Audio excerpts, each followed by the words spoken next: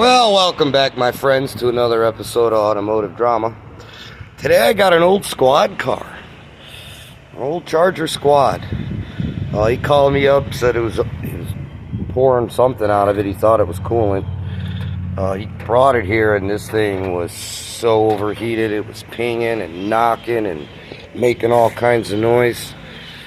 Well, the fluid didn't turn yellow, so the first thing I'm doing, I can't even put enough hold the coolant in it. It pours out as fast as I try to put it in.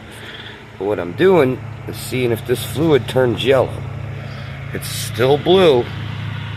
This checks if this turns yellow, or even like a lightish yellowish green. That means he's got CO2 gas in the coolant system, and that means he blew a head gasket. Alright, I got it nice and warm. I've even had it where it was trying to overheat and bubble into there. As you can see, the fluid's still blue. It didn't turn green and or yellow. Green, a light green or a yellow. And I've been running, 5-8 minutes. I kept add water as fast as I would add water. Now you notice I do have it shut off. I did shut it off because I was starting to bubble on me, and I didn't want to actually overheat this thing again. So start her back up.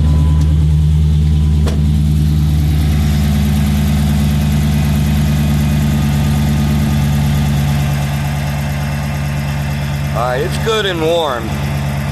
If that head gasket was popped, it takes one little CO2 tiny little bubble to change the color of that fluid. So I'd have to say that this guy got lucky, and he didn't destroy his hemi. Now, those motors are extremely tough.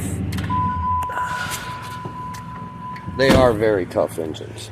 But I don't care how tough your engine, if it doesn't have coolant in it, it's gonna melt. This is just a simple basic test on how to do this. It definitely needs a radiator, but I didn't want to put a radiator in this guy's car and then call him up and tell him he had a blown head gasket. That's just not how I do business.